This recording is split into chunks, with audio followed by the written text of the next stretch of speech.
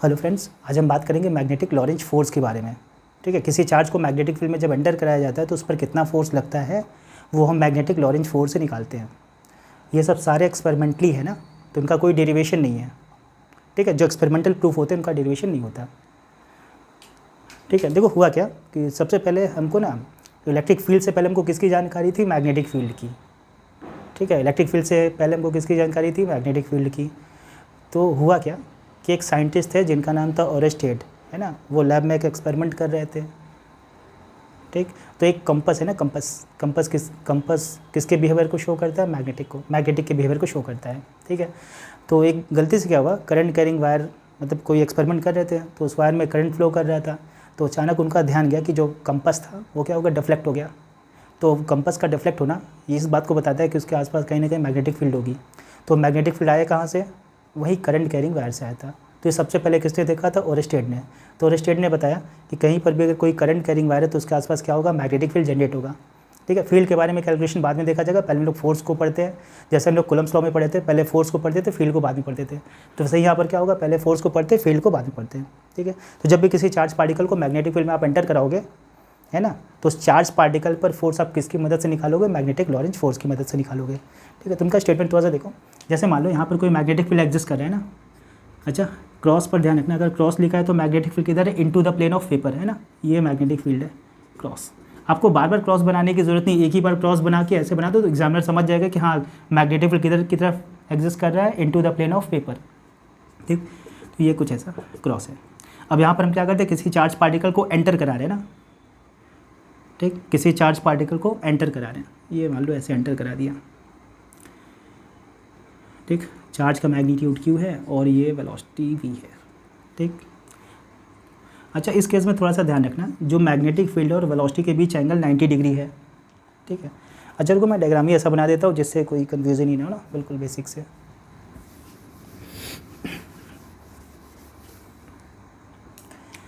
देखो, जैसे मान लो ये मैग्नेटिक फील्ड है ना, ये मैग्नेटिक फील्ड।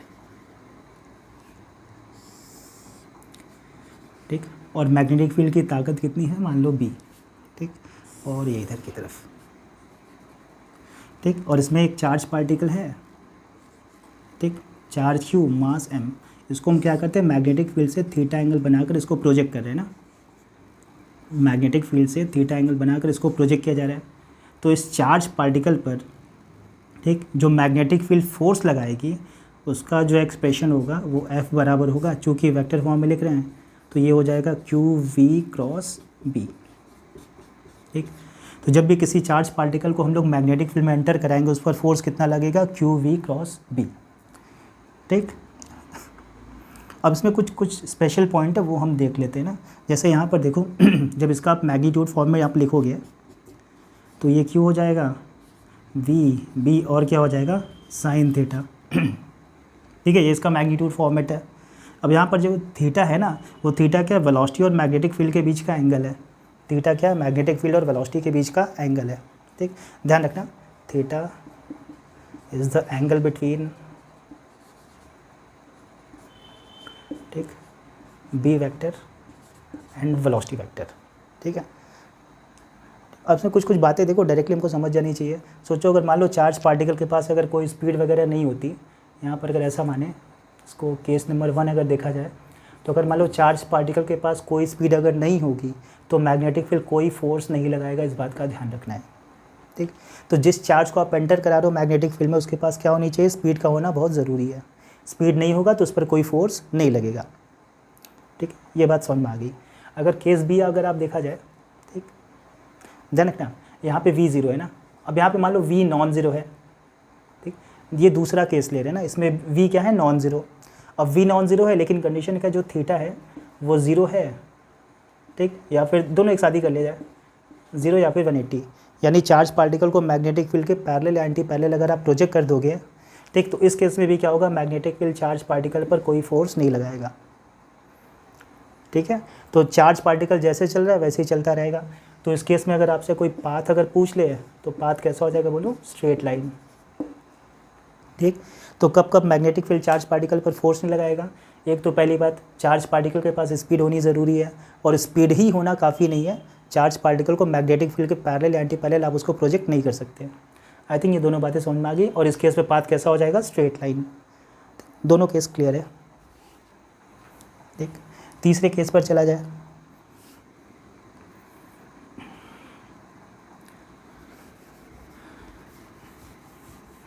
ठीक है, सी पार्ट थोड़ा सा देखा जाए। सी पार्ट है ना, सी पार्ट मान लो अगर वेलोसिटी वेक्टर क्या हो जाए, मैग्नेटिक फील्ड के परपेंडिकुलर हो जाए। ठीक, इसका मतलब क्या है, चार्ज पार्टिकल को हम ऐसे प्रोजेक्ट करें जो मैग्नेटिक फील्ड के कैसे बोलो परपेंडिकुलर है। ठीक, तो इस केस में होगा क्या, थोड़ा सा देखते हैं ना, इस डायग्राम को भी थोड़ा सा अच्छे से समझते हैं। देखो, क्रॉस का मतलब मैग्नेटिक फील्ड किधर है, into the plane of paper. आपको बहुत सारा नहीं बनाना है, एक ही क्रॉस बना के छोड़ दो, एग्जामिनर समझ जाएगा कि magnetic field into the plane of paper है। ठीक, और इस चार्ज पार्टिकल, ये चार्ज पार्टिकल Q है, इसका मास m है, QM। ठीक, और इसको v स्पीड से इधर की तरफ प्रोजेक्ट किया जा रहा है। ठीक, तो सबसे पहले देखते हैं, आपने 11th में सीखा होगा इस क्रॉस प्रोडक्ट की डायरेक्शन कैसे निकालते हैं। तो क्रॉस प्रोडक्ट की डायरेक्शन, ठीक है, निकालने का तरीका देखो। देखो अपना ये जो फिंगर है ना, ठीक, फिंगर क्या होगा, फिंगर हमेशा ये वाला जो फिंगर है ये किसको रिप्रेजेंट करेगा, फर्स्ट वेक्टर को, और जो पाम है वो किसको रिप्रेजेंट करेगा, सेकंड वेक्टर को। तो करना क्या है, फर्स्ट को सेकंड की तरफ घुमाना है, अंगूठा जिधर जाएगा फोर्स की डायरेक्शन पता चल जाएगी। ठीक, तो देखो इस केस में क्या है, जो स्पीड है वो उधर की तरफ है ना, उधर की तरफ, मतलब ये फिंगर को आपको उधर करना पड़ेगा, देखो तभी तो आएगा। ठीक, और मैग्नेटिक फील्ड किधर है बोलो, into the plane of paper है ना, ये किसकी डायरेक्शन बताएगी, सेकंड वेक्टर की। और यहाँ पर मेरे पास सेकंड वेक्टर कौन है, मैग्नेटिक फील्ड। ठीक, ध्यान रखना V क्रॉस B है ना, अगर ये आप उलट दोगे है ना तो डायरेक्शन उल्टा आएगा। ठीक, तो याद रखना फर्स्ट वेक्टर और ये अपना सेकंड वेक्टर। अगर B क्रॉस V कर दिया तो ये क्या कहते हैं, कम्यूटेटिव लॉ को फॉलो नहीं करता ना, तो आंसर माइनस माने लगेगा। ठीक, तो जैसे दिया है फर्स्ट वेक्टर V को ही मानेंगे, V ये फिंगर को बताएगा, और मैग्नेटिक फील्ड अपना सेकंड वेक्टर है जो into the plane of paper है, तो इधर की तरफ हो गया, मेरे बोर्ड की तरफ है ना। तो जब V को देखो, V ऐसे हो गया और B अंदर की तरफ हो गया, इसको आप इसकी तरफ अगर आप घुमाओगे तो अंगूठा किधर जाएगा, ऊपर की तरफ। किधर चला जाएगा, ऊपर की तरफ। तो इस चार्ज पार्टिकल पर फोर्स किधर लग जाएगा बोलो, ऊपर की तरफ, ये इधर की तरफ। क्लियर है, ये फिंगर पूरा first vector, palm second vector, first को सेकंड की तरफ घुमाना है, अंगूठा जिधर जाएगा फोर्स की डायरेक्शन पता चल जाएगी। ठीक, तो इस पर फोर्स किधर लग गया बोलो, ऊपर की तरफ। तो ये चार्ज पार्टिकल इधर न जाकर क्या होगा, घूम जाएगा। ठीक, और मान लो घूमता घूमता चार्ज पार्टिकल यहाँ पर पहुँच गया। ठीक, रियल में देखो ऐसे नहीं जाएगा, ऐसे जाएगा, ऐसे घूम कर जाएगा ना। ठीक, इधर जाएगा तो थोड़ा फोर्स इधर लगेगा, फिर इधर लगेगा, इधर लगते लगते यहाँ पे चला आएगा। ठीक, तो ये कुछ ऐसा जा रहा है ना, ऐसा देखो ऐसा। ठीक, अब सोचो जब ये यहाँ पर पहुँचेगा, ठीक, जब यहाँ पे पहुँचेगा, क्लियर है, तो इस पर इसकी स्पीड किधर होगी, इधर की तरफ। ठीक, और मैग्नेटिक फील्ड किधर, अंदर की तरफ। एक बार देखा जाए, देखो ये ऐसे आया, स्पीड इधर की तरफ, तो फर्स्ट वेक्टर इधर हो गया, और पाम किधर जाएगा, अंदर की तरफ, तो ये अंगूठा किधर आएगा, नीचे की तरफ, तो फोर्स किधर लग जाएगा, नीचे। इसको थोड़ा सा और छोटा बना लो।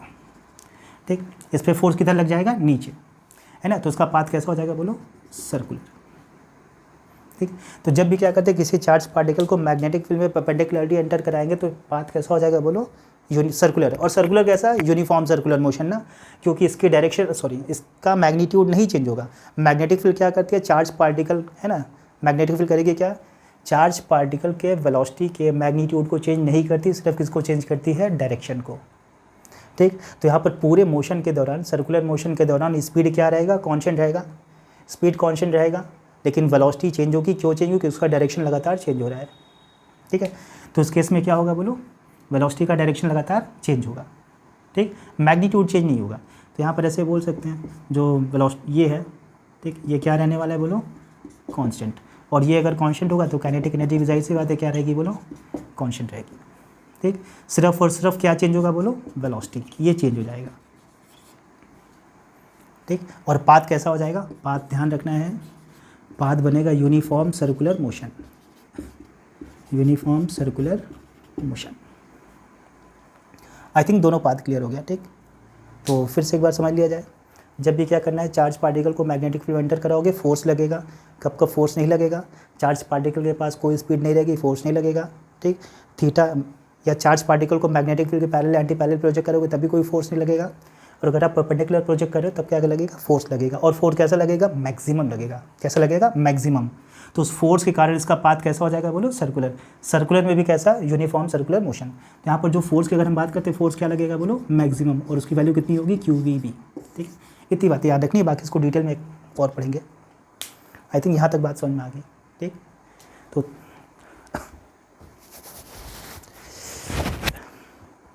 ठीक है, आगे बढ़ा जाए, ठीक। एक और केस हम लोग देख लेते हैं जो है D, है ना, ठीक। अब मान लो थीटा क्या होगा, 0 से बड़ा हो गया और 90 से छोटा। थीटा क्या बोलो, 0 से बड़ा और 90 से छोटा, ठीक। तो इस केस में होगा क्या, थोड़ा इसको समझते हैं।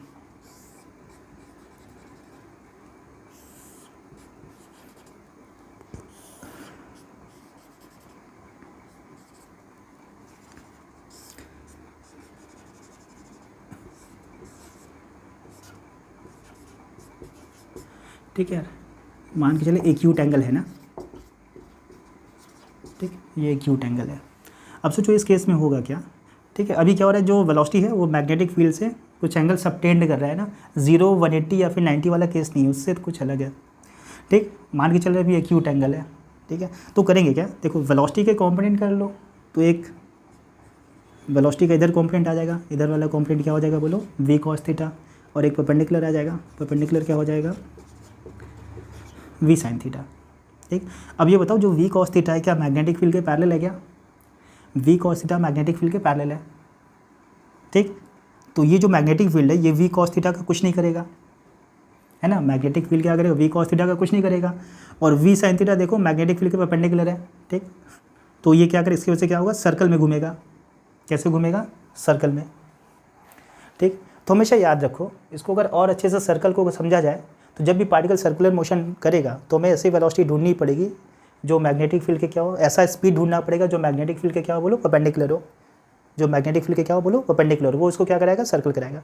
तो V sin थीटा क्या है, मैग्नेटिक फील्ड परपेंडिकुलर है, तो V sin थीटा के कारण सर्कल करेगा, और V cos थीटा के कारण इसका पाथ कैसा हो जाएगा, स्ट्रेट लाइन, है ना, तो उसका पाथ मिक्सअप हो जाएगा। तो ऐसे पाथ को हम लोग बोलते हैं हेलिकल पाथ, ऐसे पाथ को क्या बोलेंगे, हेलिकल। स्पाइरल नहीं बोलेंगे ना, स्पाइरल अलग चीज़ है, कैसा बोलेंगे, हेलिकल। तो उसका पाथ कैसा होगा, पाथ थोड़ा सा समझते हैं ना, देखो ध्यान रखना, देखो जो सर्कल होता है ना, सर्कल वो बेसिकली होता है 2D ना, वो मोशन इन प्लेन का एग्जाम्पल है। सर्कल कैसा, 2D, मोशन इन प्लेन का क्या बोलो, एग्जाम्पल है, ठीक, ठीक है। तो पक्का ये जो सर्कल है ये प्लेन में लाई करेगा, किस में लाई करेगा, प्लेन में।